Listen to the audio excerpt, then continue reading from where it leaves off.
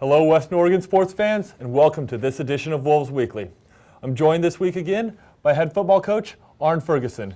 Coach Ferg, you had a little bit of a difficult game up there at the Battle in Seattle, but we'd just like to still hear a little bit about it, being fans around here. So, first of all, very tough football game. Both defenses were extremely good. We just couldn't get anything going offensively, so we're really in a really bad field position for most of the game. Give Central their credit. Great venue, great event. Their front seven, which we knew were very good, really controlled the football game, and we couldn't really get things going offensively, even though we had opportunities. I thought Justin Orr, if we could hit him 2 or 3 times on some deep balls, could really open up the game. Because the game was pretty much 12-0 for most of it. So do a couple touchdowns and all of a sudden you're ahead. So, and talk to me a little bit about Orr. You seem to be, maybe with the offense, maybe not having that rhythm as you talked about late second half or early second half. You seem to really be looking for him, especially on some deep routes, and he seemed to be doing a very good job getting some separation and giving you guys a chance to get some offense going. You see Justin Orr right here, outrun their DBs, catch the ball over his shoulder, good throw, then also catch on the sideline. Justin Orr, as we know, is a very, very good football player.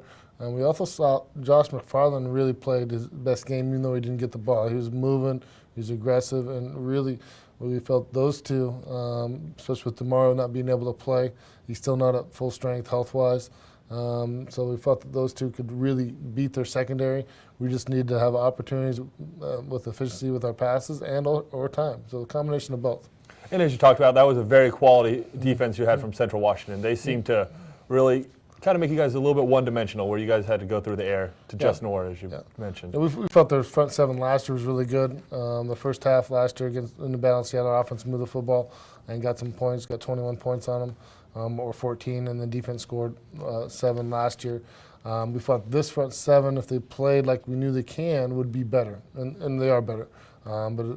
So we knew definitely our hands were full there offensively.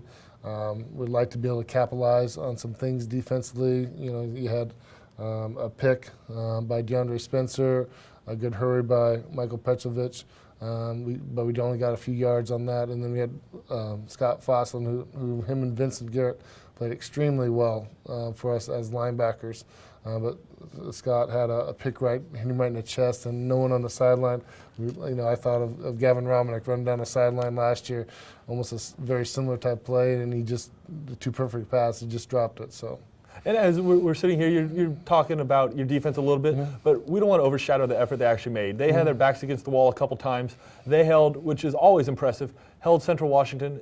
They had 6 opportunities within the red zone, came away with points on only 3 of them, and 2 of those, I believe, were field goal opportunities. So talk to me, as you mentioned, you threw out a couple of the big names, Scott Foss, Garrett Vincent, DeAndre Spencer with the pick. Just talk to me about your unit as a whole and your defense and the encouraging signs that come out of it. Well, first of all, our front seven are playing well, and our safeties really do a real nice job on some things. They're running the football, they're running things down, they're playing very physical. And I thought our corners played their most complete game to date, other than maybe Sac State. And the things that they did get on us, we had guys right there, to really felt like we never got beat majority at all, against a very, very fast Central Washington team with a very good quarterback and a big O-line. So definitely excited about the effort they put in. You see DeAndre right here running it up. We'd like him to cut back a little bit. Because of how we teach things, but just making plays and get the quarterback scrambling and sacking him, I thought it was a really good effort with the field position that they were put in throughout the game. And I'm seeing these highlights, and I know they're the highlights of the game, but man, those linebackers you have can sure move. You sure see Garrett Vincent, maybe not exactly the size of some previous linebackers here, but just slipping those cracks and getting into those. Tell me a little bit about your linebacking core, especially that, because that is the core. That's the group you teach. You are the coach for. Well, first of all, our front seven are very physical. We play a lot of guys there. They work hard at really opening up things for our linebackers. So first of all, the credit has to go to Josh Manning, our D-line coach, and our D-linemen, which are not necessarily the biggest guys in the world, not necessarily the fastest, but they do play extremely hard. Also, Sherman Virtue on that group has really come around. We've talked about Scott Fosslin, Scott Foss quite a bit, but Vincent is always the mature, the senior. He knows what's going on, makes a lot of checks, and flies around. And he's playing very, very good football right now. Okay. Well, now that one's behind us, I'm sure you're looking forward to this coming week. You get to face Azusa Pacific in the annual homecoming game for Western Oregon University. I want to talk to you about some of those other activities going on associated with homecoming, just to give the best experience to the fans and all Western Oregon alum. But tell me a little bit about this team that we're going to face, the Azusa Pacific Cougars. First of all, Azusa Pacific, we feel by talking to them that they're really considering moving into Division II very seriously. They're NAIA school right now, ranked 15th or 14th in the nation, I'm not sure. We played them last year, the first time we played them in quite some time. They're a bigger, faster, physical team within a year.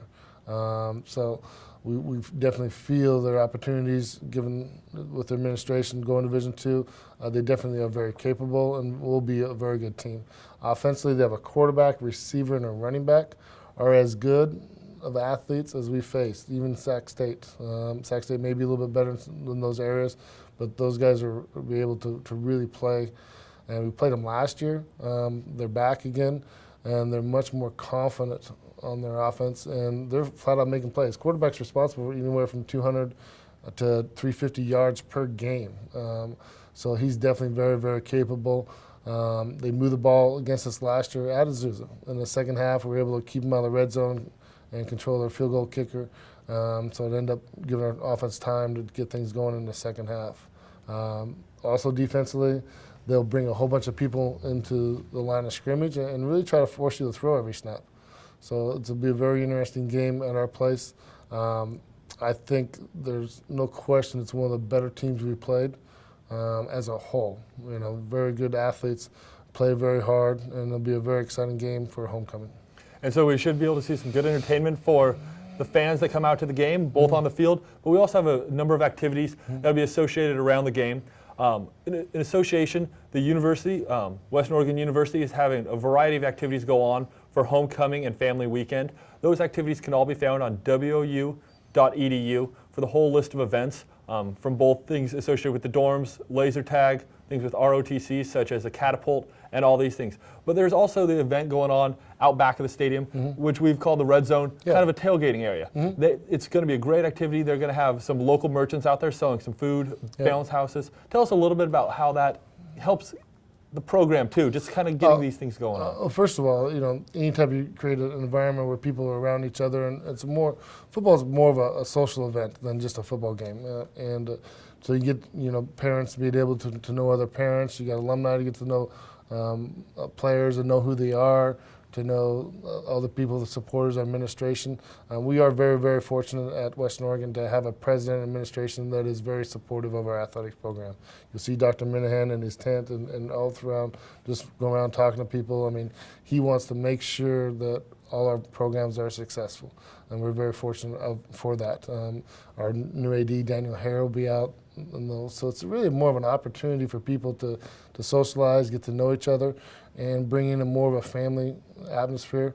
We definitely have that part of our football team, but to expand that out, to branch out a little bit, allows us to really deal with issues before they become issues and keep our student athletes in school and being very successful.